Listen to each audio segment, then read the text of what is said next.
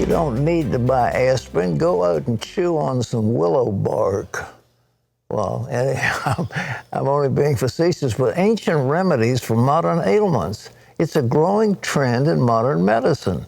Herbs, supplements, essential oils, and foods are used to treat around 75 different conditions. And some of these natural treatments can be traced all the way back to Father Abraham. So what are they? Well, our medical reporter, Laurie Johnson, has the explanation. Laurie? Since its inception, many have called modern medicine a gift from God. Sometimes, however, we look back to the treatments of our ancestors. Up until 150 years ago, when somebody used the word medicine, it typically didn't mean a synthetic medicine. It typically meant an herb or spice like ginger or frankincense and all of these things that are referenced in the Bible today. That's what we meant by medicine. In his new book, Ancient Remedies, Dr. Josh Axe recommends herbs, supplements, essential oils, and foods to treat about 75 different conditions. For instance, if somebody is struggling with hypothyroidism, I go through those top 5 herbs so people know exactly what to do. If somebody has Alzheimer's, I go through what to do. If somebody has inflammation, heart disease, diabetes, chronic pain, hormone imbalance, I go through all of those things in there. Some date back to the dawn of civilization.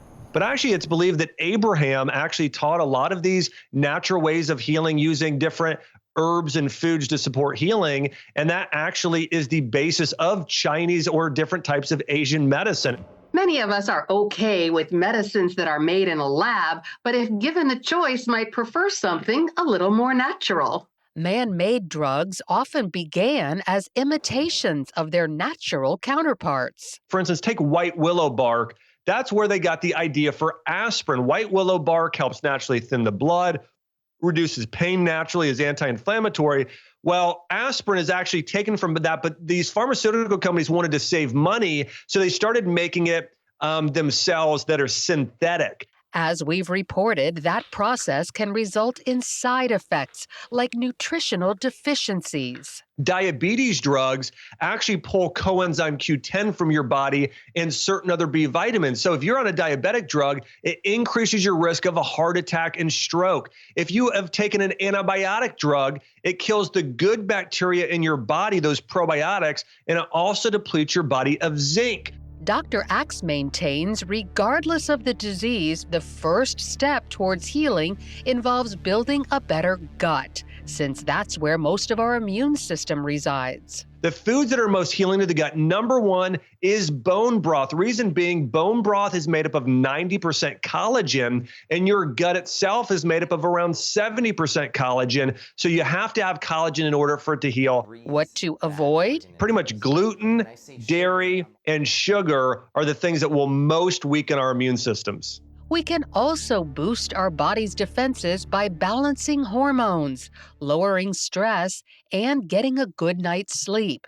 He says, believe it or not, marijuana's sober cousin, CBD, can do all 3. So there's 2 main compounds found in hemp, which are CBD and THC. THC is that sort of, that's that compound that can cause hallucinogenic effects where people hear about getting high. CBD is a completely different compound. So while drug companies churn out their pills, Dr. Josh Axe points to nature and describes how we, like people centuries before us, can use the remedies there to cure what ails us. Well, Laurie's joining us now with more on this topic. Laurie, it's fascinating, isn't it? Where's this whole idea of using food as medicine? Can you tell us how to treat specific diseases with food? Well, you know, Pat, I interviewed one of the nation's leading diabetes doctors at Duke, and he uses diet to treat his diabetic patients. He puts them on a no sugar and no starch diet, and oftentimes they come off their insulin really fast. And he actually showed me a medical manual from way back in the days before insulin was even developed, and that was the treatment that doctors used on their diabetic patients. Think about arthritis. We know that's an inflammatory condition. So you can take an anti-inflammatory drug, or you can adopt an anti-inflammatory diet. What does that mean? That means avoiding sugar, artificial sweeteners, processed foods, wheat, fried food, even red meat and dairy, and then eating things like certain types of fish, olive oil, walnuts, blueberries, things that you like to eat, Pat. Well, we talk about these certain essential oils that act like drugs. Can we get these from a pharmacist, by the way? Well, they are sort of like nature's pharmacy, and it's important to remember that essential oils, just like the drugs that we get at the pharmacy, are very powerful, and you really need to know how to use them, because if you use them the wrong way, it can be very dangerous. What am I talking about? Well, we know that oregano oil is often used as an alternative to antibiotics, but it's important that when you take oregano oil, you don't put it directly on your mouth because it can burn. Don't take it for more than 10 days, and if you're pregnant, don't take it at all. Same thing with tea tree oil. It's a wonderful antiviral essential oil, but you don't need to ingest that at all. You need to breathe it in or use it topically. Same thing with holy basil. It's a wonderful anticoagulant essential oil, but people who have blood clotting disorders need to avoid it. Peppermint oil should not be put on the skin of infants. I could go on and on, but you get the idea. If you're having surgery, make sure to tell your doctor all the different essential oils that you're taking, just like you would with synthetic pharmaceutical medications. When you say taking, I mean, you're ingesting these things, or you're rubbing them on your face? Great question. And for some essential oils, you take it, you ingest it. For other ones, you put them topically, or you breathe them, you diffuse them into the air. So they're all very different. And that's why, it's important to consult a manual like this and consult people who have had lots of training in these things, because they are very serious, just like regular medications that we would get at a pharmacy.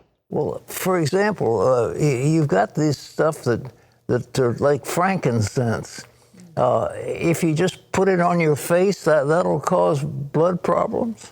No, I was talking about holy basil oil, essential oil. That can sometimes cause problems if you have blood clotting issues. Frankincense is one of they call it the king of essential oils, and we know that the wise men brought that to Jesus, and also myrrh. And so these two essential oils are fantastic and have many healing properties. And so it's really fascinating to look at all these different essential oils. Well, we've been talking so much about this gut flora. About 80% or so of the immune system is in the gut, and what foods should we use again to make sure that gut is happy? Well, it's a twofold answer, and we need to eat the right foods, Pat, but we also need to avoid those wrong foods. And that's what trips up a lot of us, because the things that harm our gut are things that we love to eat, like sugar and processed foods. And we also need to watch our antibiotics. We know that those can be harmful for our gut. They're vastly overprescribed, but we know that antibiotics are life-saving, and so we need to be judicious about using antibiotics. But to answer your question, the foods that are great for our gut are things like bone broth, those fermented foods like kimchi and sauerkraut and yogurt, and also the lots of vegetables and natural things that come from the ground. Well, amen. Well, I hope that Dr. Axe, has he got a book out on this stuff now that we're talking about? Absolutely. It's called Ancient Remedies. It's brand new. I highly recommend it. All right. Well, he's a great guy. Thank you, Lori. Appreciate it.